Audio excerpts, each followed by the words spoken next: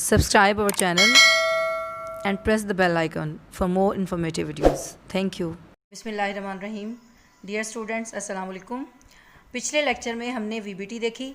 अब हम देखेंगे molecular orbital theory. Molecular orbital theory क्यों डेवलप की गई और इसका क्या इसके फ़ायदे हैं वो हम इस वीडियो में देखेंगे और डिटेल से इसको पढ़ेंगे. वीबीटी जो है उसने नो डाउट बॉन्ड फॉर्मेशन को बहुत अच्छे तरीके से एक्सप्लेन किया, लेकिन बॉन्ड बनने के बाद क्या होता है, प्रॉपर्टीज़ क्या होती हैं मॉलिक्यूलर ऑर्बिटल्स की, उसको एक्सप्लेन करती है मॉलिक्यूलर ऑर्बिटल थ्योरी. वीबीटी ये कहती है कि एटॉमिक ऑर्बिटल्स, ये आपको नज़र आ रहे हैं दो एटम्स के एटॉमिक ऑर्बिटल्स, ये ओवरलैप करते हैं और मॉलिक्यूलर ऑर्बिटल बनता है और बॉन्ड बन जाता है. जस्ट यहाँ तक वीबीटी हमें बताती है. लेकिन मॉलिक्यूलर ऑर्बिटल थ्योरी ये कहती है कि जो मॉलिक्यूलर ऑर्बिटल्स बनते हैं उनमें इलेक्ट्रॉन्स की अरेंजमेंट कैसे होगी वो हमें बताती है एमओटी. यानी मॉलिक्यूलर ऑर्बिटल्स की प्रॉपर्टीज़, उनमें इलेक्ट्रॉन्स की अरेंजमेंट किस तरह से होगी उनको एक्सप्लेन करती है. मैग्नेटिक नेचर को एक्सप्लेन करती है मॉलिक्यूल्स की. मैग्नेटिक नेचर से क्या मुराद है कि आया मॉलिक्यूल जो है, कंपाउंड जो है वो पैरामैग्नेटिक इन नेचर है या डायामैग्नेटिक है. उसके अलावा ये हमें स्टेबिलिटी के बारे में भी बताती है. जैसे हमारे पास फॉर एग्जांपल 3 तरह के आयंस हैं, स्पीशीज़ हैं. एक H2 का मॉलिक्यूल, एक H2 पॉजिटिव और एक H2 नेगेटिव. अब इन तीनों में से कंपैरेटिवली कौन सा ज़्यादा स्टेबल होगा ये वीबीटी हमें नहीं बता सकती, ये हमें एमओटी एक्सप्लेन करती है. उसके अलावा वीबीटी हमें ये बताती है कि कोई से भी दो एटम्स के दरमियान बॉन्ड सिंगल होगा या डबल होगा या ट्रिपल होगा. लेकिन एमओटी हमें ये बताती है कि बॉन्ड ऑर्डर जो है वो फ्रैक्शंस में भी हो सकता है, यानी 1.5, 2.5, 3.5 इस तरह का भी बॉन्ड बनता है. यानी बॉन्ड्स की तादाद क्या होगी उसको हम कहते हैं बॉन्ड ऑर्डर. और एमओटी के मुताबिक बॉन्ड ऑर्डर 1.5, 2.5 यानी फ्रैक्शंस में भी हो सकता है. इसको ये एक्सप्लेन करती है. उसके अलावा वेव मैकेनिक्स के हवाले से भी बॉन्ड फॉर्मेशन को एमओटी अच्छी तरह से एक्सप्लेन करती है. तो लेट्स स्टार्ट नाउ. अब हम देखते हैं इसके मेन पॉइंट्स क्या हैं. पहला पॉइंट ये है कि atomic orbitals combine to form molecular orbitals. Atomic orbitals जो हैं वो सिर्फ एटम से रिलेट होते हैं, एटम से का उनके ऊपर असर होता है, जबकि मॉलिक्यूलर ऑर्बिटल जो होते हैं वो पूरे मॉलिक्यूल का हिस्सा होते हैं, पूरे मॉलिक्यूल का वो पार्ट होते हैं. सेकेंड पॉइंट क्या है कि electronic configuration of atomic orbitals is SPDF. हम जानते हैं कि एटॉमिक ऑर्बिटल्स जो हैं वो कितनी तरह के होते हैं, SP, D और F टाइप्स के. ठीक है. लेकिन जो मॉलिक्यूलर ऑर्बिटल्स हैं उनके नाम ये नहीं होते, उनको हम नाम देते हैं sigma, pi, sigma star, pi star etcetera. उसके अलावा थर्ड पॉइंट है कि number of molecular orbitals is equal to number of combining atomic orbitals. इससे क्या मुराद है, यानी जितने एटॉमिक ऑर्बिटल्स कंबाइन होंगे उतने ही न्यू मॉलिक्यूलर ऑर्बिटल्स बनेंगे. फॉर एग्जांपल अगर 2 एटॉमिक ऑर्बिटल्स कंबाइन होते हैं, एक एटम का, दूसरा दूसरे एटम का, तो चूंकि 2 कंबाइन हो रहे हैं तो 2 ही न्यू ऑर्बिटल्स बनेंगे, मॉलिक्यूलर ऑर्बिटल्स 2 बनेंगे. अब उन 2 में से एक लो एनर्जी पर होगा, एक हाई एनर्जी पर होगा. जो लो एनर्जी पर होता है उसको हम कहते हैं बॉन्डिंग मॉलिक्यूलर ऑर्बिटल, और जो हाई एनर्जी पर होता है उसको हम कहते हैं एंटी बॉन्डिंग मॉलिक्यूलर ऑर्बिटल. अब ये लो एनर्जी पर क्यों होते हैं और ये हाई एनर्जी पर क्यों होते हैं इसको हम देखेंगे वेव मैकेनिक्स के हवाले से. उससे पहले एक बात और बताना ज़रूरी समझूंगी कि यहाँ पर हमने देखा कि एक एटॉमिक ऑर्बिटल कंबाइन हुए तो 2 न्यू बने. अगर फ़र्ज़ करें कि 4 एटॉमिक ऑर्बिटल्स कंबाइन होते हैं तो फिर 4 ही न्यू बनेंगे. 4 में से 2 लो एनर्जी पर होंगे, 2 हाई एनर्जी पर होंगे. उसके बाद हम इसको देखते हैं वेव मैकेनिक्स के हवाले से, क्योंकि हमने कहा कि इलेक्ट्रॉन्स वेव्स की शक्ल में होते हैं, वेव्स बनाते हैं. तो अगर एक एटम की इलेक्ट्रॉन वेव, एक एटॉमिक ऑर्बिटल की इलेक्ट्रॉनिक वेव दूसरे इलेक्ट्रॉन वेव के साथ अगर प्लस होती है तो फिर कंस्ट्रक्टिव इंटरफ्रेंस होता है. कंस्ट्रक्टिव इंटरफ्रेंस मीन यानी एक का क्रस्ट दूसरे क्रस्ट के ऊपर. अब आप यहाँ पर देख रहे हैं कि वेव बड़ी हो गई है, यानी इसकी इंटेंसिटी बढ़ गई है, रीइंफोर्समेंट हो गई है, यानी एनहांस हो गई है. अब इसको हम कहते हैं कंस्ट्रक्टिव इंटरफ्रेंस. कंस्ट्रक्टिव इंटरफ्रेंस से क्या होगा, जिसको हम कहते हैं बॉन्डिंग मॉलिक्यूलर ऑर्बिटल. यानी एक इलेक्ट्रॉन वेव दूसरे इलेक्ट्रॉन वेव के ऊपर कोइंसाइड कर जाती है तो उससे क्या होता है, कंस्ट्रक्टिव इंटरफ्रेंस होता है और एनर्जी लो हो जाती है, स्टेबल मॉलिक्यूलर ऑर्बिटल बनता है और ये लो एनर्जी पर आ जाता है, क्योंकि हम जानते हैं कि everything is stable at low energy, that is called as bonding molecular orbital. उसके बाद आ जाते हैं कि अगर एक इलेक्ट्रॉन वेव दूसरी इलेक्ट्रॉन वेव को माइनस कर देती है, उससे क्या होता है कि एक का क्रस्ट दूसरे के क्रस्ट से कैंसिल, ट्रफ से कैंसिल, तो ये माइनस हो गया, यानी एनर्जी क्या हो जाएगी, हाई हो जाएगी और ये कहलाएगा anti bonding molecular orbital. Next point है कि combining atomic orbitals must have same और nearly same energy and shape. इसका मतलब ये है कि जो एटॉमिक ऑर्बिटल्स कंबाइन हो रहे हैं मॉलिक्यूलर ऑर्बिटल्स बनाने के लिए, उनकी एनर्जी और शेप तकरीबन सेम होनी चाहिए। फॉर एग्जांपल अगर हम कहते हैं कि एस ऑर्बिटल से ही कंबाइन होगा क्योंकि उनकी सेम शेप होती है। एनर्जी के हवाले से देखें तो एक एटम का 1s दूसरे एटम के 1s से ही कंबाइन होगा, ना कि उसके 2s से कंबाइन होगा, क्योंकि 2s की एनर्जी हायर होती है। उसके बाद नेक्स्ट पॉइंट है कि तमाम रूल्स जो कि एटॉमिक ऑर्बिटल्स में इलेक्ट्रॉन्स को फिल करने के लिए हम इस्तेमाल करते हैं, यानी उनकी इलेक्ट्रॉनिक कॉन्फ़िगरेशन के लिए, वही रूल्स हम अप्लाई करेंगे for the filling of molecular orbitals. जैसे अफवा प्रिंसिपल है, सबसे पहले हम देखते हैं कि ये इसके मुताबिक सबसे पहले लो एनर्जी वाले ऑर्बिटल्स को फिल किया जाता है, उसके बाद हाई एनर्जी वाले को।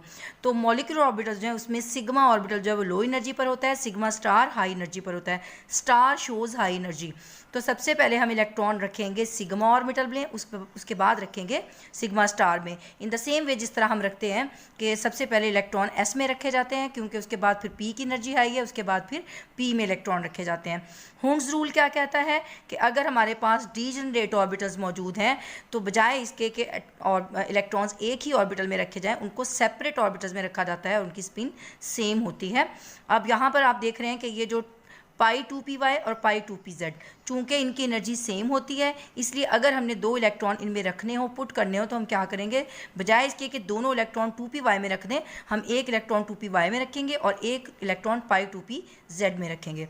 उसके अलावा पॉलीज एक्सक्लूजन प्रिंसिपल है, उसके मुताबिक भी हम क्या करते हैं कि इलेक्ट्रॉन्स जो हैं वो मैक्सिमम एक ऑर्बिटल में दो आ सकते हैं, उनकी स्पिन क्या होगी, पेयर्ड स्पिन होगी। उसके बाद हम एटॉमिक ऑर्बिटल्स को की एनर्जी देखने के लिए कि किसकी एनर्जी कम है और किसकी एनर्जी ज़्यादा है, क्योंकि अफबा प्रिंसिपल के मुताबिक सबसे पहले लो एनर्जी वाले को फिल किया जाता है, तो उसके लिए हम यूज़ करते हैं n+l रूल। अब n+l रूल तो एटॉमिक ऑर्बिटल्स को फिल करने के लिए यूज़ किया जाता है, जबकि मॉलिक्यूलर ऑर्बिटल्स की एनर्जी का हमें कैसे पता चलता है, एक्सपेरिमेंटली।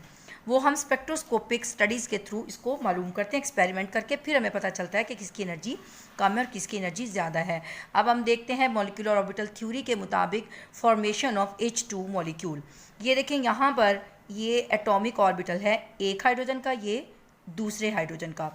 ऊपर की तरफ क्या हो रहा है, एनर्जी इंक्रीज़ हो रही है। ये 1s, ये दूसरे हाइड्रोजन का 1s, यहाँ पर मैंने लिखा एक हाइड्रोजन, ये दूसरा हाइड्रोजन, ठीक है। ये एक हाइड्रोजन का 1s, ये दूसरे हाइड्रोजन का 1s। और इसकी अगर हम इलेक्ट्रॉनिक कॉन्फ़िगरेशन देखें तो H1 की क्या होती है, 1s1। अब इन दोनों में एक इलेक्ट्रॉन है, यानी 1s1 इलेक्ट्रॉनिक कॉन्फ़िगरेशन है, तो इसका मतलब है 1s में एक इलेक्ट्रॉन है। According to molecular orbital theory ये कंबाइन होंगे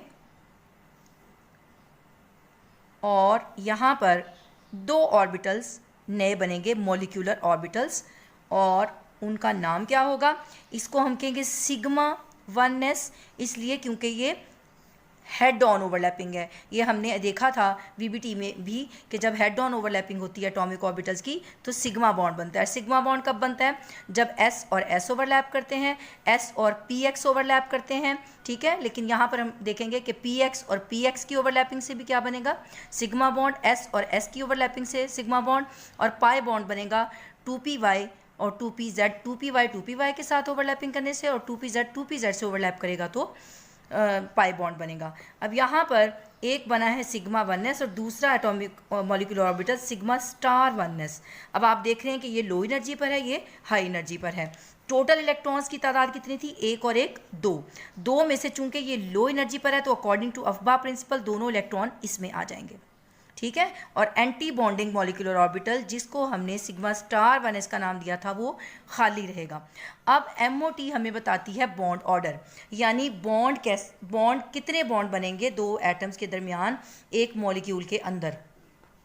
इसके अलावा हम इनकी स्टेबिलिटी भी कंपेयर कर सकते हैं कोई से भी मॉलिक्यूल्स की या आइंस की। अब यहाँ पर हम देखते हैं H2 मॉलिक्यूल जो है उसका बॉन्ड ऑर्डर क्या होगा। तो NB से क्या मुराद है, number of electrons in bonding molecular orbital minus number of electrons in anti bonding molecular orbital divided by 2। इसको अगर आप डिफाइन करें तो आप कैसे कहेंगे कि half of the number of electrons, half का मतलब है यानी बटा 2, half of the number of electrons in bonding molecular orbital and number, क्योंकि हमने डिफरेंस कह दिया तो इसका मतलब क्या होगा माइनस, यानी तो half of the difference between number of electrons in bonding molecular orbital and number of electrons in anti bonding. H2 molecule के बॉन्ड ऑर्डर के लिए अब हम देखेंगे कि इसके एंटी बॉन्डिंग में कितने इलेक्ट्रॉन्स हैं और बॉन्डिंग मॉलिक्यूलर ऑर्बिटल में कितने इलेक्ट्रॉन्स हैं। डायग्राम में आपको नजर आ रहा है कि बॉन्डिंग मॉलिक्यूलर ऑर्बिटल में 2 इलेक्ट्रॉन्स हैं जबकि एंटी बॉन्डिंग में कोई इलेक्ट्रॉन नहीं है। अब इसका बॉन्ड ऑर्डर कैलकुलेट करेंगे तो number of electrons in bonding molecular orbital minus number of electrons in anti bonding divided by 2। अब बॉन्डिंग में 2 है, एंटी बॉन्डिंग में 0 है, तो बटा 2 आंसर क्या आ गया 1। इसका मतलब है हाइड्रोजन और हाइड्रोजन एटम के दरमियान मॉलिक्यूल में सिंगल बॉन्ड होता है। इसके अलावा हम बॉन्ड ऑर्डर की मदद से मुख्तलिफ मॉलिक्यूल्स और आइंस की स्टेबिलिटी भी कंपेयर कर सकते हैं। For example if we want to compare the stability of H2 molecule and H2 plus and H2 minus ions, then we have to calculate its bond orders। तो bond order calculate करेंगे H2 plus और H2 minus का, उसके लिए हमें draw करनी पड़ेगी इसकी मॉलिक्यूलर ऑर्बिटल डायग्राम। यहाँ पर आपको डायग्राम नज़र आ रही है, ये H2 प्लस आइन की है। यहाँ पर वैसे ही मॉलिक्यूल बनेगा जैसे हमने H2 का मॉलिक्यूल बनाया था, लेकिन चूंकि ये H2 प्लस आइन है इसका मतलब इसमें से एक इलेक्ट्रॉन रिमूव कर दिया जाएगा। और वो कहाँ से रिमूव करेंगे, सिग्मा 1s में से, क्योंकि मॉलिक्यूल में से इलेक्ट्रॉन निकलना है तो मॉलिक्यूलर ऑर्बिटल्स में से ही हम इलेक्ट्रॉन निकालेंगे। उसके बाद बॉन्ड ऑर्डर कैलकुलेट किया तो 1 - 0, क्योंकि बॉन्डिंग में एक इलेक्ट्रॉन है, एंटी बॉन्डिंग स्टिल एम्प्टी है, तो ये आंसर आ गया 0.5। ठीक है, यानी आधा बॉन्ड बना। उसके बाद H2 माइनस है, इसका भी जब कैलकुलेट करेंगे, ये डायग्राम है, H2 माइनस से मुराद ये है कि इसमें एक इलेक्ट्रॉन ऐड हो गया है। वो इलेक्ट्रॉन कहाँ ऐड करेंगे हम, सिग्मा स्टार 1s में। अब यहाँ पर बॉन्ड ऑर्डर कैलकुलेट करें 2 - 1 डिवाइडेड बाई 2 0.5। अब जिसका बॉन्ड ऑर्डर ज़्यादा होगा वो ज़्यादा स्टेबल होगा, जिसका बॉन्ड ऑर्डर कम होगा वो कम स्टेबल होगा। अब इसका मतलब है H2 मॉलिक्यूल ज़्यादा स्टेबल है, लेकिन बॉन्ड ऑर्डर H2 प्लस और H2 माइनस आइन का सेम आ रहा है। इसका मतलब है कि अगर हम बॉन्ड ऑर्डर सेम आ रहा हो तो फिर किस तरह से स्टेबिलिटी को कंपेयर करेंगे। फिर हम देखेंगे कि जिस आइन के एंटी बॉन्डिंग मॉलिक्यूलर ऑर्बिटल में इलेक्ट्रॉन्स मौजूद हैं वो अनस्टेबल होगा, जिसके एंटी बॉन्डिंग मॉलिक्यूलर ऑर्बिटल में कोई इलेक्ट्रॉन नहीं होगा यानी वो खाली होगा, वो ज़्यादा स्टेबल होगा। इसका मतलब है H2 प्लस आइन is more stable then H2 minus आइन, क्योंकि H2 प्लस के मॉलिक्यूलर ऑर्बिटल में कोई इलेक्ट्रॉन नहीं है जबकि H2 माइनस के एंटी बॉन्डिंग में एक इलेक्ट्रॉन मौजूद है। अब हम देखेंगे एनर्जी लेवल डायग्राम या MO डायग्राम मुख्तलिफ मॉलिक्यूल्स की। इसमें हमें ये देखना पड़ेगा कि total number of electrons combining atom के मॉलिक्यूल में कितने हैं। ये एक सादा सा आसान सा ट्रिक है जिसकी मदद से आपको इजीली पता चल जाएगा कि मॉलिक्यूलर ऑर्बिटल्स की अरेंजमेंट क्या होगी, क्योंकि सब मॉलिक्यूल्स में मॉलिक्यूलर ऑर्बिटल्स की अरेंजमेंट मुख्तलिफ होती है। अभी आपको अंदाज़ा होगा जब हम ऑक्सीजन और नाइट्रोजन मॉलिक्यूल की MO डायग्राम बनाएंगे। तो आपको एक सादा सा फार्मूला बता रही हूँ, सादा सा ट्रिक बताऊँगी जिसकी मदद से आपको ईज़िली पता चल जाएगा कि मॉलिक्यूलर ऑर्बिटल्स की एनर्जी अरेंजमेंट क्या है, क्योंकि वो हमें एक्सपेरिमेंटली ही पता चलती है, वैसे पता नहीं चल सकती। अब वो ट्रिक क्या है कि अगर मॉलिक्यूल में जो एटम्स होंगे दोनों, उनके इलेक्ट्रॉन को अगर जमा करने से उनका सम जो है मजमुआ वो अगर आता है 14 या उससे कम, तो अरेंजमेंट होगी 1 to 1 2। और अगर दोनों एटम के इलेक्ट्रॉन्स को जमा करने से आंसर आता है 14 से ज़्यादा, तो फिर हम याद रखेंगे 1 2 2 1, यानी 12 12 और 12 21। 14 से इलेक्ट्रॉन अगर कम है या 14 हैं तो 12 12, और अगर 14 से ज़्यादा हैं इलेक्ट्रॉन्स तो फिर होगा 12 21। अब ये इनकी जो मॉलिक्यूलर ऑर्बिटल्स की अरेंजमेंट है वो कैसे डिफरेंट है नाइट्रोजन और ऑक्सीजन में, वो हम यहाँ पर देखते हैं। सबसे पहले हम देखते हैं मॉलिक्यूल N2 मॉलिक्यूल। अब इसमें आपको पता है कि एक नाइट्रोजन एटम की इलेक्ट्रॉनिक कॉन्फ़िगरेशन क्या है, 1s2, 2s2, 2px1, 2py1, 2pz1। अब जब ये मॉलिक्यूल बनेगा तो यहाँ पर होगा क्या, सबसे पहले हम ये देखते हैं कि ये डायग्राम बनाने के लिए ये मैंने यहाँ पर बनाए हैं एनर्जी पोल्स। ये अगर आप नहीं भी बनाएंगे तो कोई इसका वो नहीं है, ये बनाने ज़रूरी नहीं है, मैंने आपकी आसानी के लिए बनाए ताकि आप इनको आसानी से एटॉमिक ऑर्बिटल्स और मॉलिक्यूलर ऑर्बिटल्स को एक दूसरे से डिस्टिंग्विश कर सकें। ये साइडों पर एटॉमिक ऑर्बिटल्स हैं दोनों नाइट्रोजन के, और दरमियान में जो बनेंगे यहाँ पर वो होंगे मॉलिक्यूलर ऑर्बिटल्स। अब आपको पता है कि ये जो 1s1 है, 1s2 है, ये दोनों नाइट्रोजन के 1s जो एटॉमिक ऑर्बिटल्स हैं वो भी कंबाइन होते हैं, ओवरलैप होते हैं मॉलिक्यूलर ऑर्बिटल थ्योरी के मुताबिक, लेकिन बहुत कम उनकी ओवरलैपिंग होती है, इसलिए हम उसको कंसिडर नहीं करेंगे। हम यहाँ पर लिख देंगे के N2 मॉलिक्यूल के मॉलिक्यूलर ऑर्बिटल्स की इलेक्ट्रॉनिक कॉन्फ़िगरेशन इस तरह से होगी। के से मुराद ये है यानी के शेल के दोनों के शेल के जो इलेक्ट्रॉन्स हैं वो आपस में ओवरलैप करते हैं, वो यहाँ पे हमने लिख दिया। हम यहाँ पर जो शो करेंगे वो सिर्फ वैलेंस शेल के इलेक्ट्रॉन्स को शो करेंगे। तो यहाँ पर हम देखते हैं सबसे पहले ये नीचे यहाँ पर ये एक नाइट्रोजन इधर, दूसरा नाइट्रोजन इस तरफ है, तो ये आ गया एक नाइट्रोजन का 2s, ये दूसरे नाइट्रोजन का 2s, 2s, 2s। उसके बाद इनमें कितने इलेक्ट्रॉन्स हैं, 2s2, हमने अभी इसकी कॉन्फ़िगरेशन देखी, 2 इलेक्ट्रॉन इसमें, 2 इलेक्ट्रॉन इसमें, ये कंबाइन होंगे।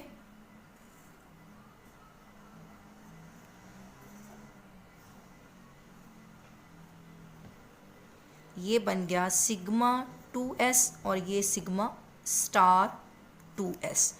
उसके बाद यहाँ पर 2s के बाद कौन से हैं, 2p ऑर्बिटल्स, तो 2p के तीनों बनाएंगे हम यहाँ पर इस तरह से, ये 3 हो गए, और ये दूसरे नाइट्रोजन के 3 ऑर्बिटल्स,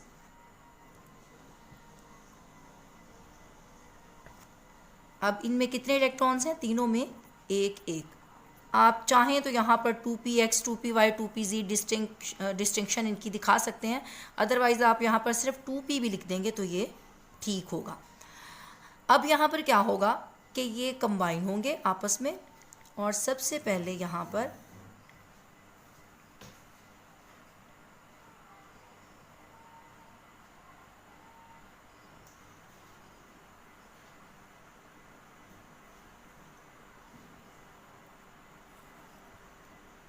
ये यहाँ पर नज़र आ रहा है आपको,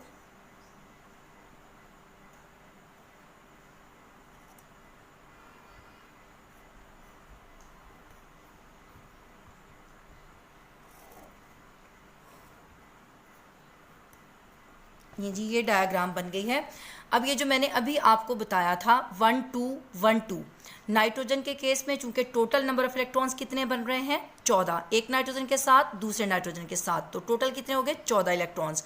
तो 14 के लिए हमने फार्मूला क्या कहा था, 1 2 1 2, 1 2 1 2, ठीक है, यानी ये हो गया पाई 2py, ये पाई 2pz हो गया, ये हो गया सिग्मा 2px, ये कौन से हो गए, ये पाई स्टार 2py, ये हो गया पाई स्टार 2pz, और सबसे ऊपर लास्ट में क्या है, सिग्मा स्टार 2px। अब ये p के जो 3 ऑर्बिटल्स हैं ये किस तरह से ओवरलैप करेंगे, ये देखें, ये है हमारे पास पाई 2py, पाई 2pz, सबसे नीचे टोटल नंबर ऑफ इलेक्ट्रॉन्स कितने हो गए, 3 और 3 6, ठीक है। तो 6 इलेक्ट्रॉन्स को हम सबसे पहले अफबा प्रिंसिपल को फॉलो करते हुए, अफबा प्रिंसिपल के मुताबिक चूंकि 6 इलेक्ट्रॉन्स हैं तो सबसे पहले हम रखेंगे इस तरह हुंड, पहले अफबा प्रिंसिपल के सबसे पहले नीचे वाले ऑर्बिटल्स में, उसके बाद ये देखें हुंड्स रूल के मुताबिक पहले एक एक रखेंगे, फिर ये इस तरह से हो गए, ठीक है। अब ये हो गए 4 हो गए, 2 इलेक्ट्रॉन्स रह गए, वो यहाँ पर आ जाएंगे, और जो ऊपर वाले एंटी बॉन्डिंग मॉलिक्यूलर ऑर्बिटल्स हैं वो खाली रहेंगे। यहाँ पर जो कंबाइन हमने किए थे 2s और 2s, total number of electrons कितने थे, 4, तो 4 में से 2 नीचे आ जाएंगे और 2 ऊपर चले जाएंगे। अब यहाँ पर आप इसकी मॉलिक्यूलर ऑर्बिटल्स की इलेक्ट्रॉनिक कॉन्फ़िगरेशन अगर आप लिखें तो वो कैसे लिखेंगे, ये देखें यहाँ पे आपको ऊपर नज़र आ रही होगी कि sigma 2s sigma star 2s, यहाँ पर भी आपको नज़र आ रहा है, ठीक है, sigma 2s sigma star 2s। उसके बाद क्या क्या है फिर पाई 2py पाई 2pz, ये देखें इन दोनों की बराबर है, इज इक्वल टू का अलामत लगाएंगे। उसके बाद सिग्मा 2px, ठीक है, फिर पाई स्टार पाई 2pz, पाई स्टार 2py और पाई स्टार 2pz इन दोनों की इक्वल है। और लास्ट में क्या है सिग्मा 2px। इसमें इलेक्ट्रॉन्स की अगर अरेंजमेंट देखें तो सिग्मा 2s में 2 इलेक्ट्रॉन, सिग्मा स्टार 2s में 2 इलेक्ट्रॉन, पाई 2py में 2 इलेक्ट्रॉन, पाई 2pz में 2 इलेक्ट्रॉन, जबकि बाकी जो है वो एम्प्टी हैं। आप इसके ऊपर यूं भी सिग्मा 2px में भी 2 इलेक्ट्रॉन और बाकी जो है वो एम्प्टी हैं, उनको आप यहाँ पे 0 भी लगा सकते हैं, ये नहीं भी लिखेंगे तो कोई इसका नुकसान नहीं है। अब ये हो गई मॉलिक्यूलर ऑर्बिटल डायग्राम। आप इसी तरीके से किसी भी मॉलिक्यूल की molecular orbital diagram easily draw कर सकते हैं। अब हम देखते हैं इसकी प्रॉपर्टीज़। अब मॉलिक्यूलर ऑर्बिटल थ्योरी के मुताबिक जब हमने ये डायग्राम भी ड्रॉ कर दी, अब हम देखते हैं इसका बॉन्ड ऑर्डर। तो बॉन्ड ऑर्डर क्या होगा, number of electrons in bonding molecular orbital minus number of electrons in anti bonding divided by 2। अब देखें बॉन्डिंग मॉलिक्यूलर ऑर्बिटल्स में कितने इलेक्ट्रॉन्स हैं, डायग्राम को देखें, ये नीचे वाले जो हैं ये बॉन्डिंग है, ठीक है। तो 2 इसमें हो गए, 2 2 4 2 6 और 2 8, ठीक है, टोटल कितने हो गए 8 हो गए बॉन्डिंग में। एंटी बॉन्डिंग में कितने, ये भी एंटी बॉन्डिंग है, स्टार वाले जो हैं 2, और इसके ऊपर यहाँ पर आपको कोई भी नज़र एंटी बॉन्डिंग में इलेक्ट्रॉन नहीं आ रहा। तो 8 माइनस 2 बटा 2। अब यहाँ पर 8 में से 2 गए, 6 बटा 2। आंसर क्या है 3। इसका मतलब है कि बॉन्ड ऑर्डर क्या होगा नाइट्रोजन मॉलिक्यूल का 3, यानी nitrogen to nitrogen triple bond होगा। उसके बाद इसकी हम देखते हैं magnetic properties, magnetic nature. Magnetic properties से मुराद ये है कि अगर किसी मॉलिक्यूल को आप एक्सटर्नल मैग्नेटिक फील्ड के अंदर रखें और वो उसको वीकली रिपेल करे तो फिर वो होगा पैरामैग्नेटिक, और अगर उसको एक्सटर्नल मैग्नेटिक फील्ड में मॉलिक्यूल को रखें तो वो उसको वीकली अट्रैक्ट करे तो वो होगा डायामैग्नेटिक। पैरामैग्नेटिक कब होता है, जब उसमें अनपेयर्ड इलेक्ट्रॉन्स हों मॉलिक्यूल में, यानी सिंगल इलेक्ट्रॉन्स हों। और डायामैग्नेटिक क्या होता है, जब सारे इलेक्ट्रॉन्स पेयर्ड अप हों। अब अगर हम इसको देखें मॉलिक्यूलर ऑर्बिटल डायग्राम को देखें तो यहाँ पर आपको मॉलिक्यूलर ऑर्बिटल्स में कोई भी इलेक्ट्रॉन अनपेयर नज़र नहीं आ रहा। इसका मतलब है कि ये क्या होगा, ये डायामैग्नेटिक होगा। वैसे भी इसके बॉन्ड ऑर्डर में भी देखें तो बॉन्डिंग मॉलिक्यूलर ऑर्बिटल में कितने हैं, यहाँ पर 8 है और एंटी बॉन्डिंग में 2 हैं, ठीक है। और ये स्टेबल भी होगा क्योंकि इसके नंबर ऑफ बॉन्डिंग इलेक्ट्रॉन्स अगर ज़्यादा हो और एंटी बॉन्डिंग में इलेक्ट्रॉन्स कम हो तो फिर वो स्टेबल होता है। बॉन्ड ऑर्डर भी चूंकि इसका मैक्सिमम है, मैक्सिमम बॉन्ड ऑर्डर 3 होता है, चूंकि इसका मैक्सिमम बॉन्ड ऑर्डर है तो इसलिए ये बहुत ज़्यादा स्टेबल भी है। और क्या होगा, ये डायामैग्नेटिक।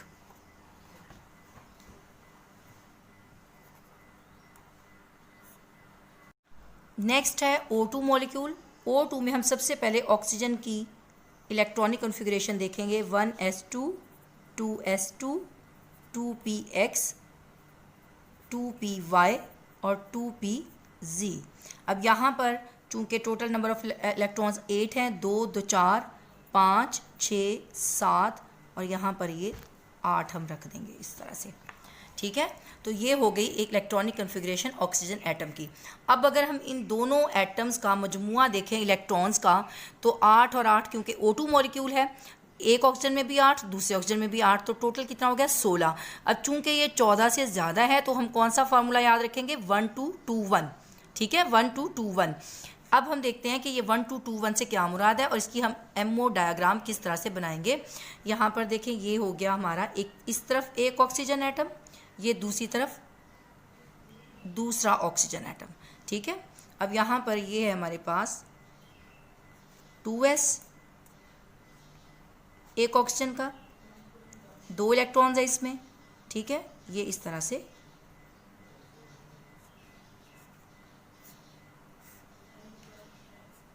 ये आ गया हमारे पास सिग्मा 2s, ये आ गया सिग्मा स्टार 2s। इसमें भी 2 इलेक्ट्रॉन, इसमें भी 2 इलेक्ट्रॉन, क्योंकि टोटल 4 इलेक्ट्रॉन्स थे। अब हम यहाँ पर बनाएंगे इसके p ऑर्बिटल्स। ये हम बना लेते हैं इस तरह से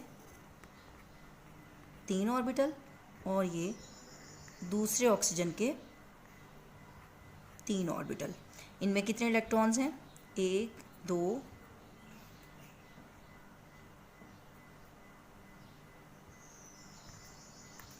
ये हो गया 2p और ये हो गया 2p। उसके बाद यहाँ पर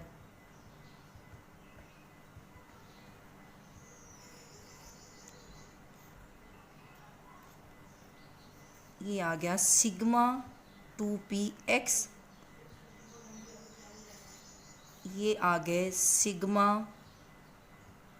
ये पाई 2py और ये पाई 2pz। उसके बाद ये आ गए पाई स्टार 2py और ये पाई स्टार 2pz। और सबसे लास्ट में ऊपर जो है वो क्या होगा, sigma 2p, sigma star 2px। अब यहाँ पर आप देख रहे हैं कि टोटल नंबर ऑफ इलेक्ट्रॉन्स कितने हैं। Total number of electrons 2 3 4 5 6 7 8। Total number of electrons इसमें कितने हैं, 8 हैं। 8 में से सबसे पहले हम रखेंगे यहाँ पर 2 3 4 5 6। अब 2 बच गए हैं। अब 2 इलेक्ट्रॉन्स हम कहाँ पर रखेंगे, क्योंकि टोटल कितने थे, 2 4 ये थे, 4 ये, 8 हो गए। 8 में से 2 ये आ गए, एक एक हमने हुक्स रूल के मुताबिक रखा, फिर उनको पेयर अप कर दिया, तो ये हो गए 6। अब जो 2 बच गए हैं वो हम हुक्स रूल को फॉलो करते हुए एक इसमें रखेंगे, एक इसमें रखेंगे। अब जो मैंने आपको बताया था फॉर्मूला 1 2 2 1, उससे क्या मुराद है, ये देखें 1 2 2 1, ठीक है। यानी पहले सिग्मा स्टार 2px, फिर pi star 2py, pi star 2pz बराबर आ जाएंगे, ठीक है, 2 हो गए। यानी फिर उसके बाद फिर 2 1 है, यानी 2 ये और 1 ये, 1 2 2 1, ठीक है। अब आपने देखा कि नाइट्रोजन में सबसे नीचे पाई 2py और पाई 2pz थे, उसके ऊपर सिग्मा 2px था। लेकिन O2 मॉलिक्यूल में सिग्मा 2px नीचे है और पाई 2py और पाई 2pz इससे ऊपर है। और मैंने आपको याद रखने का तरीका भी बता दिया कि अगर नंबर ऑफ इलेक्ट्रॉन्स का मजमूआ 14 से कम या 14 के बराबर होगा तो फिर हम कौन सा रूल अप्लाई करेंगे, 1 2 1 2। और अगर 14 से ऊपर होंगे इलेक्ट्रॉन्स, मजमूआ 14 से ऊपर होगा, तो फिर हम अप्लाई करेंगे 1 2 2 1। अब हम देखते हैं इसका बॉन्ड ऑर्डर। O2 मॉलिक्यूल का बॉन्ड ऑर्डर के लिए हम लिखेंगे NB minus Na divided by 2, ठीक है। तो आंसर क्या आएगा, देखें बॉन्डिंग में कितने हैं, 2, ठीक है, 2 3 4 5 6 7 8, ये हो गए 8 माइनस। अब एंटी बॉन्डिंग में कितने हैं, 2, उसके बाद 3 4, ये हो गए 4 डिवाइडेड बाय 2, क्या आ गया 4/2 यानी 2। इसका मतलब है oxygen to oxygen double bond होता है, यानी O डबल बॉन्ड O, ठीक है। ये इसका आ गया बॉन्ड ऑर्डर, यानी डबल बॉन्ड बनता है। उसके बाद है मैग्नेटिक नेचर। मैग्नेटिक नेचर क्या होगी, यहाँ पर हम देख रहे हैं कि मॉलिक्यूलर ऑर्बिटल्स में 2 अनपेयर्ड इलेक्ट्रॉन है, तो इसका मतलब है कि ये होगा पैरा मैग्नेटिक, ठीक हो गया। उसके बाद नेक्स्ट हम देखेंगे जो कि आपको बहुत मुश्किल लगता है, वो है हेट्रो एटॉमिक मॉलिक्यूल्स की MO diagram. Hetero atomic molecules में भी सेम वही फार्मूला अप्लाई करेंगे जो कि हमने अभी देखा था नाइट्रोजन और ऑक्सीजन में, कि अगर दोनों कंबाइनिंग एटम्स के इलेक्ट्रॉन्स का मजमूआ 14 या 14 से कम हो तो फिर हम फॉलो करते हैं 1 2 1 2 रूल, और अगर मजमूआ आए 14 से ज़्यादा तो फिर हम रूल फॉलो करते हैं 1 2 2 1। एक और जो बात हमने याद रखनी है कि हम एटॉमिक ऑर्बिटल्स जो यहाँ पर बनाएंगे उसमें जो हाई नेगेटिविटी वाला एटम होगा उसको हम थोड़ा सा लो एनर्जी पर रखेंगे, और जो लेस इलेक्ट्रोनेगेटिव एटम होगा उसको हम थोड़ा सा हाई एनर्जी पर रखेंगे। तो लेट्स स्टार्ट नाउ। अब यहाँ पर हम देखते हैं कि दोनों की इलेक्ट्रॉनिक कॉन्फ़िगरेशन क्या है। सबसे पहले हम देख लेते हैं कार्बन की, कार्बन 6, क्योंकि हम कार्बन मोनोऑक्साइड का बनाने जा रहे हैं, तो कार्बन 6 का 1s2 2s2 2px 2py और 2pz जो है वो एम्प्टी है, 2px में एक 2py में एक, ये हो गई कार्बन की। उसके बाद ऑक्सीजन की O8 1s2 2s2 2px 2py 2pz, 2px में एक 2py में एक 2pz में 2, ये होगा। क्योंकि ये डीजनरेट है तो आप किसी में भी 2 इलेक्ट्रॉन रख सकते हैं, ज़रूरी नहीं कि 2pz में रखें, आप y में भी रख सकते हैं, आप x में भी रख सकते हैं, लेकिन हम अपनी आसानी के लिए इसको 2pz में रखते हैं। अब ये हो गए कंबाइनिंग। यहाँ पर हम क्या करेंगे कि हम इस तरफ एक तरफ हम लिखेंगे ऑक्सीजन का मॉलिक्यूल और एक तरफ हम लिखेंगे कार्बन का मॉलिक्यूल। हम इस तरफ लिख देते हैं कार्बन और इस तरफ हम लिखेंगे ऑक्सीजन के सारे एटॉमिक ऑर्बिटल्स। इस तरफ सारे एटॉमिक ऑर्बिटल्स होंगे ऑक्सीजन के और इस तरफ सारे एटॉमिक ऑर्बिटल्स होंगे कार्बन के। तो चूंकि ऑक्सीजन हाई इलेक्ट्रोनेगेटिव एटम है, ये लो एनर्जी पर होगा। यहाँ पर हमने ये बनाया इसका, यहाँ पर ये 2s और ये आ गया 2s ऑक्सीजन का और ये 2s कार्बन का। दोनों में कितने इलेक्ट्रॉन हैं? 2-2। ये देखें, ये मैंने लो बनाया है क्योंकि ये हाई इलेक्ट्रोनेगेटिव एटम है, तो ये थोड़ा सा उसकी निस्बत लो एनर्जी पर है, थोड़ा सा नीचे करके बनाया है। स्लाइटली डिफरेंस हमने कहा था होना चाहिए कंबाइनिंग के लिए, इस तरह से और ये इस तरह से। ये हो गया सिग्मा 2s और ये हो गया सिग्मा स्टार 2s। इसमें भी 2 इलेक्ट्रॉन, इसमें भी 2 इलेक्ट्रॉन। उसके बाद हम देखते हैं कि ऑक्सीजन के ये हो गए 3 और ये हो गए कार्बन के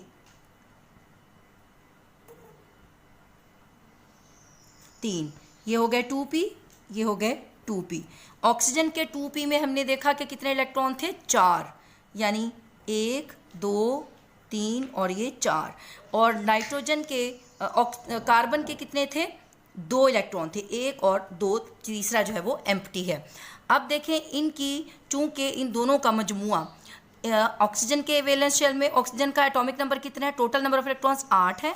कार्बन के टोटल नंबर ऑफ इलेक्ट्रॉन्स कितने हैं? 6। 8 और 6 14। तो 14 से मुराद ये है कि इसका हम फॉर्मूला जो अप्लाई करेंगे वो क्या होगा? 1 2 1 2 1 2 1 2, यानी जिस तरह से नाइट्रोजन में हमने देखा था कि 1 2 1 2, यानी सबसे नीचे कौन से आएंगे? सिग्मा 2px की बजाय पाई 2py और पाई 2pz आएंगे। ये देखें, ये आ गए,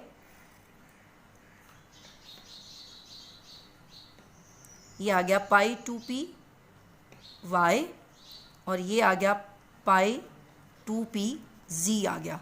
ठीक है, उसके बाद ये आ गया यहाँ पर सिग्मा 2px। ठीक है, उसके बाद फिर ऊपर वालों की तरतीब चेंज नहीं होगी, वो वही रहेगी, यानी पाई स्टार 2py और ये पाई स्टार 2pz और सबसे ऊपर लास्ट में यहाँ पर सिग्मा स्टार 2px। पहले हम ये डायग्राम बना लेंगे, उसके बाद हम इसमें इलेक्ट्रॉन पुट करेंगे। अब देखिए इलेक्ट्रॉन जैसे फिलिंग करेंगे, टोटल नंबर ऑफ इलेक्ट्रॉन्स कितने हो गए? 1 2 3 4 5 6। तो 6 में से 1 2 3 4 5 और ये 6। ठीक है, ये हो गई इसकी मॉलिक्यूलर ऑर्बिटल डायग्राम। अब हम देखते हैं इसका कैलकुलेट करेंगे, इसका बॉन्ड ऑर्डर। बॉन्ड ऑर्डर के लिए NB minus NA divided by 2। अब देखें बॉन्डिंग में कितने हैं? 2 3 4 5 6 7 8, तो ये आ गया 8 डिवाइडेड बाय एंटी बॉन्डिंग में कितने हैं? सिर्फ सिग्मा स्टार में है, तो ये आ जाएंगे 2 डिवाइडेड बाय 2। तो 8 में से 2 गए 6/2, तो ये आता है 3। इसका मतलब है एक इम्पॉर्टेंट पॉइंट जो इस स्टेज पे आपको याद रखना है वो ये है कि अगर आपको क्वेश्चन आ जाता है कि O2+2 और O2-2 में से कौन सा पैरामैग्नेटिक है या इनकी मॉलिक्यूलर ऑर्बिटल डायग्राम बनाएं, तो आप सेम यही वाली डायग्राम जो आपको नज़र आ रही है यही वाली बनाएंगे। लेकिन इसमें आप देख सकते हैं कि अगर आप लेते हैं O2+2, तो O2+2 का मतलब है कि 2 ऑक्सीजन का एटॉमिक नंबर जमा करेंगे तो 16 में से 2 इलेक्ट्रॉन माइनस कर दें तो कितने बनेंगे? 14। अब 14 इलेक्ट्रॉनों के लिए हमने कहा था 1 2 1 2 डायग्राम होती है, फार्मूला यूज़ करते हैं। लेकिन एक बात ये याद रखनी है कि अगर O2+2 है तो चूंकि निकला ये ऑक्सीजन मॉलिक्यूल में से ही है और ऑक्सीजन मॉलिक्यूल का 16 होता है, इसलिए डायग्राम सेम वही आएगी। ठीक है, यानी डायग्राम इसमें 14 इलेक्ट्रॉन वाली नहीं आएगी, वही ओरिजिनल जो ऑक्सीजन मॉलिक्यूल के वही आएगी। इलेक्ट्रॉन की फिलिंग इसमें चेंज हो जाएगी। अब जैसे ये 14 इलेक्ट्रॉन है तो इसका मतलब है 2 इलेक्ट्रॉन इसमें से निकालने हैं ऑक्सीजन मॉलिक्यूल में से, तो वो 2 इलेक्ट्रॉन हम पाई स्टार 2py और पाई स्टार 2pz में से निकाल देंगे। इसका मतलब है अब इसमें कोई भी अनपेड इलेक्ट्रॉन नहीं है, अब ये डायामैग्नेटिक होगा। उसके बाद आ जाते हैं O2-2 की तरफ। तो इसमें चूंकि 2 इलेक्ट्रॉन इसमें ऐड हो गए हैं, अब ये 18 इलेक्ट्रॉन हो गए हैं, ठीक है। तो अब आप क्या करेंगे, वही ऑक्सीजन 2 की जो O2 की जो डायग्राम है वही वाली डायग्राम होगी, लेकिन इसमें एक एक इलेक्ट्रॉन हम pi star 2p pi star 2pz में ऐड कर देंगे। अब क्या होगा, सारे इलेक्ट्रॉन पेयर्ड हो गए, कोई अनपेयर्ड इलेक्ट्रॉन है तो ये भी डायामैग्नेटिक होगा। इसका मतलब है कि अगर 3 का कंपैरिजन आ जाए O2, O2+ और O2-2, तो उसमें से कौन सा पैरामैग्नेटिक होगा, सिर्फ O2 मॉलिक्यूल। O2+2 भी और O2-2 भी दोनों डायामैग्नेटिक होंगे। नेक्स्ट एग्जाम्पल है हेट्रोटॉमिक मॉलिक्यूल्स में NO molecule, nitric oxide molecule. इसमें हम सबसे पहले देख लेते हैं नाइट्रोजन की electronic configuration 1s2, 2s2, 2px, 2py, 2pz, सब में एक एक इलेक्ट्रॉन है। ऑक्सीजन की इलेक्ट्रॉनिक कॉन्फ़िगरेशन देखें तो वही वाली है नाइट्रोजन की तरह, सिवाय इसके कि 2pz में एक की बजाय 2 इलेक्ट्रॉन्स हैं। अब हम इसके देख लेते हैं। नाइट्रोजन के 7 इलेक्ट्रॉन्स, ऑक्सीजन के 18, टोटल क्या बना 15। चूँकि ये 14 से ज़्यादा है तो कॉन्फ़िगरेशन क्या होगी मॉलिक्यूलर ऑर्बिटल्स की, 1-2-2-1, ठीक है, 1-2-2-1 यानी ऑक्सीजन वाली। अब हम देखते हैं यहाँ पर इसको ड्रॉ कैसे करना है। चूँकि ऑक्सीजन की इलेक्ट्रॉन एक्टिविटी ज़्यादा है तो उसके ऑर्बिटल्स हम थोड़े से लो एनर्जी पर बनाएंगे और नाइट्रोजन के ऑर्बिटल्स थोड़े से हाई एनर्जी पर बनाएंगे। अब हम देख लेते हैं यहाँ पर, ये है हमारे पास, ये हमारे पास है एक, इधर कौन सा एटम, ये है ऑक्सीजन और इस तरफ हम लिखेंगे नाइट्रोजन, ठीक है। ये ऑक्सीजन और ये नाइट्रोजन। यहाँ पर हम ऑक्सीजन के बनाते हैं। सबसे पहले ये आ गया 2s2, यहाँ पर थोड़ा सा ही लो एनर्जी पर बनाना था, थोड़ा सा लो एनर्जी पर बनाना था, ये ऊपर हो गया। दोनों में 2-2 इलेक्ट्रॉन, इस तरह से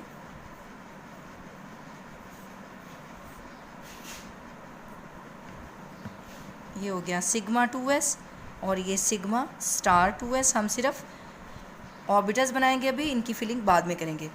ये हमारे पास ऑक्सीजन के p के एटॉमिक ऑर्बिटल्स यहाँ पर देख लेते हैं। ये देखें, ये हो गए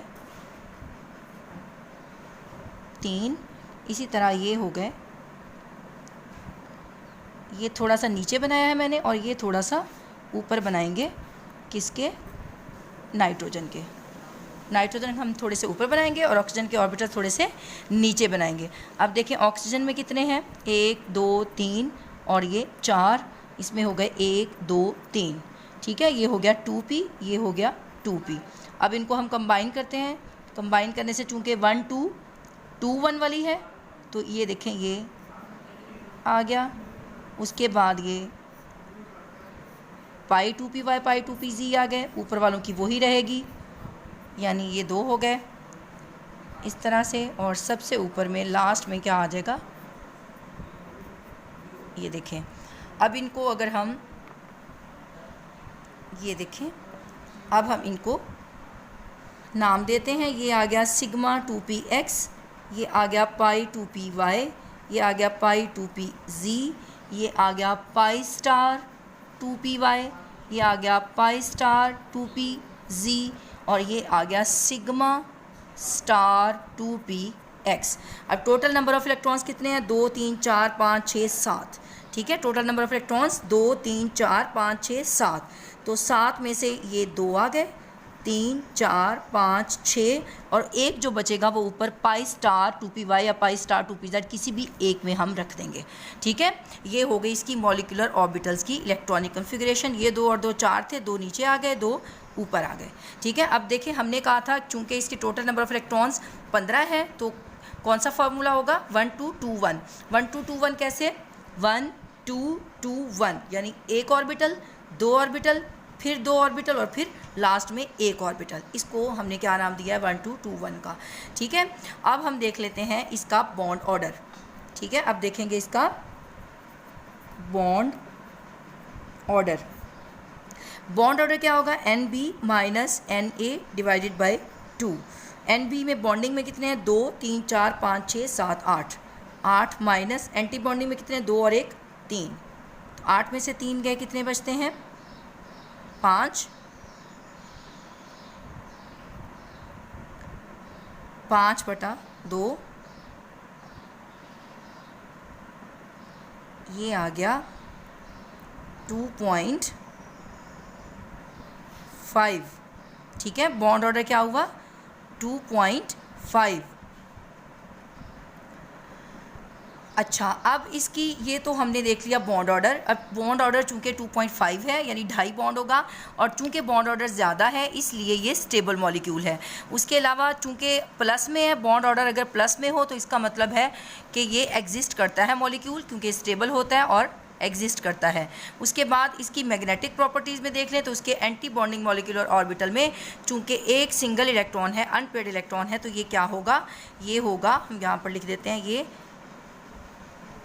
पैरा मैग्नेटिक, ठीक है। तो आप इस तरीके से easily electronic molecular orbital diagram easily draw कर सकते हैं किसी भी होमो एटॉमिक या फिर हेट्रो एटॉमिक मॉलिक्यूल्स की। लास्ट में हम देखते हैं सिंपल सा एक ट्रिक है। अगर बॉन्ड ऑर्डर आपको पेपर्स में आ जाए, शॉर्ट क्वेश्चन में या MCQs में अगर आपको आ जाए कि इसका बॉन्ड ऑर्डर बताएं या स्टेबिलिटी बताएं, तो सिंपली आप जस्ट उनके मॉलिक्यूल में एटम्स के इलेक्ट्रॉन्स की तादाद को प्लस करके आप बता सकते हैं कि इसका बॉन्ड ऑर्डर क्या होगा। 14 पर बॉन्ड ऑर्डर सबसे ज़्यादा होता है, 3 होता है।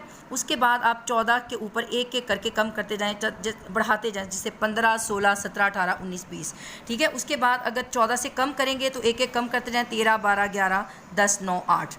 14 पर बॉन्ड ऑर्डर सबसे ज़्यादा होता है। उसके बाद ऊपर भी और नीचे भी 0.5 के डिफरेंस से बॉन्ड ऑर्डर जो है वो कम होता जाएगा। जैसे 14 इलेक्ट्रॉन्स हो टोटल, जैसे नाइट्रोजन में है, नाइट्रोजन में N2 में नाइट्रोजन के एक के नाइट्रोजन के साथ दूसरे नाइट्रोजन के साथ तो टोटल हो गए 14।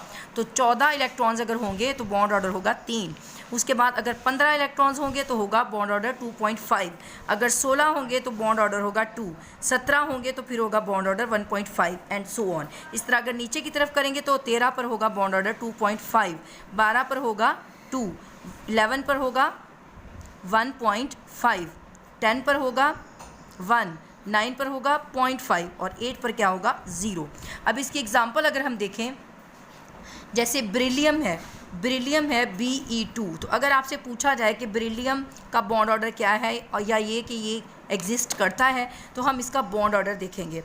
तो बॉन्ड ऑर्डर अगर हम इसका देखें तो कैसे निकालेंगे, बेरिलियम का एटॉमिक नंबर क्या है 4, तो 2 के क्या हो गए 8, टोटल 4 + 4 कितने हो गए 8 इलेक्ट्रॉन्स। 8 इलेक्ट्रॉन्स पर अब इसमें देखें चार्ट पर 8 इलेक्ट्रॉन्स हो तो बॉन्ड ऑर्डर 0। इसका मतलब है कि बेरिलियम का मॉलिक्यूल एग्जिस्ट नहीं करेगा। इसी तरह से अगर हम किसी भी और मॉलिक्यूल का अगर देखें बॉन्ड ऑर्डर, जैसे फॉर एग्जांपल अगर हम ऑक्सीजन का देखते हैं तो ऑक्सीजन में 8 और 8 16, तो 16 पर हम यहाँ पर देख रहे हैं बॉन्ड ऑर्डर क्या है 2। इसका मतलब है कि ऑक्सीजन ऑक्सीजन का बॉन्ड ऑर्डर क्या होगा 2 होगा, ठीक है। इन द सेम वे आप किसी भी मॉलिक्यूल का इस ट्रिक की मदद से बॉन्ड ऑर्डर इजीली निकाल सकते हैं। That's all. ये हमारा लास्ट टॉपिक था। इंशाल्लाह इसके बाद अगली वीडियो में नए लेक्चर के साथ हाजिर होंगे। इसको आप अच्छी तरह से वीडियोस को देखें, समझें, और कोई भी क्वेश्चन हो तो आप व्हाट्सएप ग्रुप में या फिर कमेंट सेक्शन बॉक्स में आप इजीली मुझसे सवाल कर सकते हैं।